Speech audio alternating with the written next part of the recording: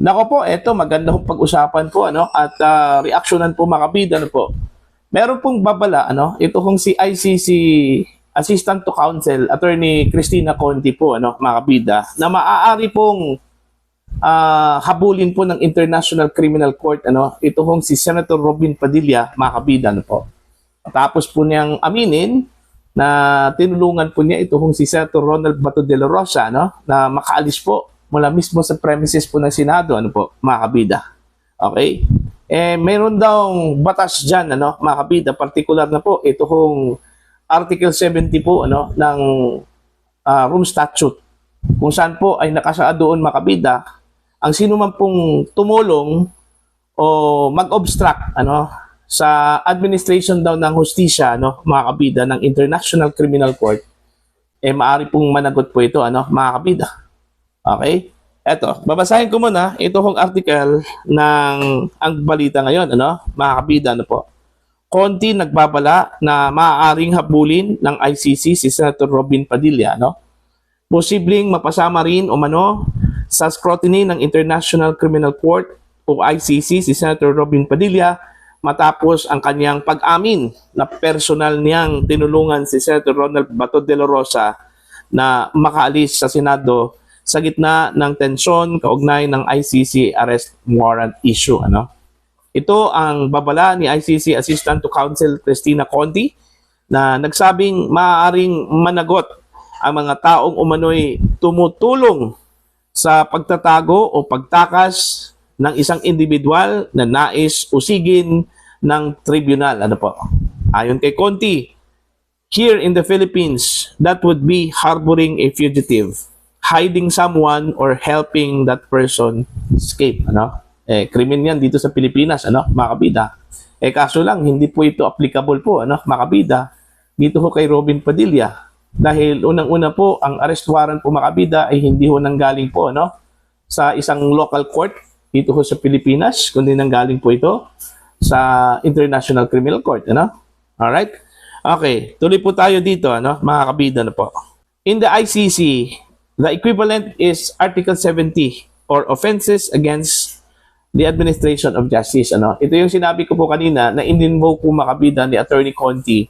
Ito hong Article 70 po ano, ng Rome Statute, ano, mga kabida, na pwede hong pumasok dito yung offense ni Senator Robin Padilla, no, mga kabida, matapos po niyang tinulungan ito hong si Bato na makaalis po ano, sa Senado bilang pagtakas na raw yun, ano, mga kabida, ano po. Ipinaliwanag ni Conti na saklaw ng Article 70 ng Rome Statute ang mga kilos na maaaring maka-obstruct or makialam sa proseso ng korte, kabilang ang umano'y pagtulong sa isang tao na nais hanapin ng tribunal. Lumabas ang pahayag matapos aminin mismo ni Padilla na siya ang nagmaneho kay De La Rosa palabas ng Senado noong May 14 bago ito ibinaba sa Makati City kung saan may naghihintay umanong ibang sasakyan, ano, mga kabida. Alright? Now, tinignan ko po mga kabida, ito hong Rome Statute, particular na po ito hong Article 70. Kung saklaw ba dito, ano, yung ginawa po ni Senator Robin Padilla, ano po, mga kabida. Okay? Ayon po sa aking research, dito ho sa Article 70 po ano, ng Rome Statute, okay, of the International Criminal Court, it refers to offenses against administration of justice. Tama yun, si Attorney Conti, ano, mga kabida. Pero, tinignan ko yung mga offenses doon kung pasok ba yung ginawa po ni Robin Padilla, ano, mga kabida. Ito yung na-discovery ko po, ano.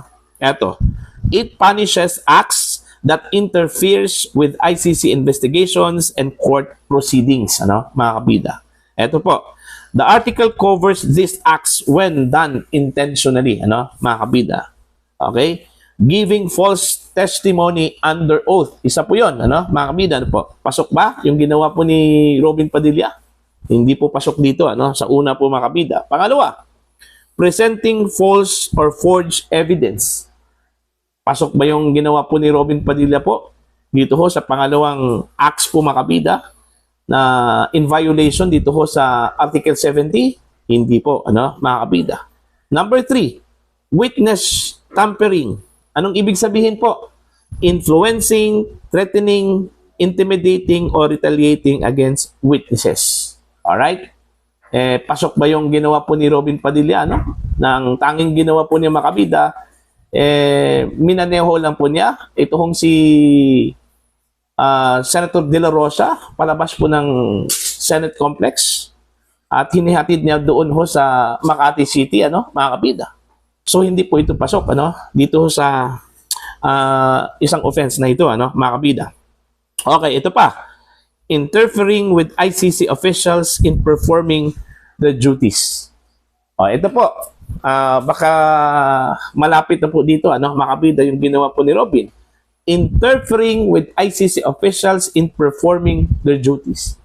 Okay? Doon ba sa pag-issue ng warrant of arrest at sinerve po makabida ng National Bureau of Investigation, meron bang ICC representative doon, mga kabida? Ano po? Okay? I guess wala ho, mga kabida. Wala hong ICC representative po doon, ano?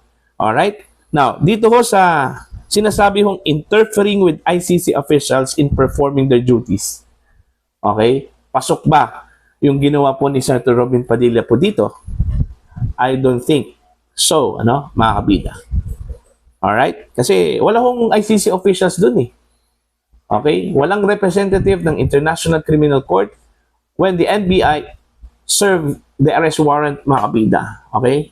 Nung tangkain po nilang habulin ito hong si Bato de la Rosa, no, para i-serve ito hong arrest warrant, mga kabida, ano po. Diba? So, another, retaliating against court officials because of their work. So, mas lalong hindi ho pasok dito yung ginawa po ni Robin, ano, mga kabida. Dito pa, bribery involving ICC officials. Ako po, mas lalo na, ano, mga kabida, ano po. Alright? Under the Article 70, the ICC may impose imprisonment of up to 5 years. Mantakin nyo, ha? Kung doon ho sa mga binanggit ko po, mga kabida, ng mga acts, okay? 5 taon po ang pagkakakulong, ano, mga kabida, or fine, or both, ano, mga kabida. Pwedeng fine, pwede ring imprisonment, ano. So, yan po, no? This provision is often compared to contempt of court, okay, in domestic legal system because it protects the integrity of the ICC proceedings. So, kung dito yan sa atin, ang tawag dyan, mga kabida, is contempt of court. Ano po? Now, maaari bang i-contempt ito kung si Robin Padilla, no, ng International Criminal Court? Ano po? Dahil tinulungan po niya ito kung si Ronald Bato de la Rosa para lang po makatakas o makaalis po, ano, mula sa premises po ng Senado. Hindi ako makakasagot dyan, mga kabida, kasi hindi po ako abogado. Okay? Pero in layman's term, okay, sa pagkakaintindi ko lang po, I don't think so, ano, mga kabida. Bakit? Unang-una po, hindi pa nga natin alam kung ang arrest warrant ba na inilabas ng International Criminal Court ay valid ba yun dito sa Pilipinas o hindi? May jurisdiction ba ang ICC dito sa Pilipinas o hindi? Okay? Dahil hindi pa po nagpapasya po, mga kabida, itong Supreme Court po natin, ano? Hanggang ngayon, nakabinbin pa rin, ano, ito hong main petition po, mga kabida, ni Senator Ronald Bato de la Rosa po, ano. Okay? Ang inaktuhan lang po ng SC ay yung hiling po, ano, na TRO para po pigilan ito hong pag-aresto po sa kanya, ano, ng National Bureau of Investigation po, ano, mga kabida. Alright? So hanggang ngayon, ano, wala pa pong makapagsabi po, mga kabida, kung maaari bang i-cite in contempt po, ano, ng International Criminal Court ito hong si Senator Robin Padilla, mga kabida, ano. Dahil gaya ng sinabi ko po kanina, hindi pa natin alam kung ang arrest warrant na inisyu po ng ICC ay balido ba, ano. May jurisdiction bang ICC dito sa atin, ano. After umalis po tayo, ano, bilang miyembro po ng International Criminal Court, mga kabida, noong 2019. Okay? So, inaantay pa natin yung magiging desisyon po ng Korte Suprema po dito, ano, mga kabida. Alright? Kasi kung nakita ho ninyo yung oral argument, ano, actually, nilabas ko po yung vlog po kahapon, ano, mga kabida, patungkol ho sa talakayan, patungkol ho sa Republic Act 4851, ano, mga kabida. Okay? Kung saan nakasad po doon, maaari pong isuko po ng gobyerno ng Pilipinas ang isang Pilipino na meron pong kinakaharap na kaso sa isang international court, ano, kagaya ng International Criminal Court, mga kabida, no? Kapag ang justice system at ang korte po, mga kabida, sa Pilipinas ay meron pong inability to dispense justice. Alright? Now, nung tinanong po, mga kabida, ni Justice Leonin, ano, yung abogado, si Attorney Santiago ata yun, ano, mga kabida, ano po, kung meron bang inability, okay, sa pag-dispense po ng hustisya dito sa Pilipinas. Ang sabi po ni Attorney Santiago, wala. Meron bang ang willingness daw, ano, mga kabida, sa part po ng mga huwes, okay, para po litisin ito hong kasong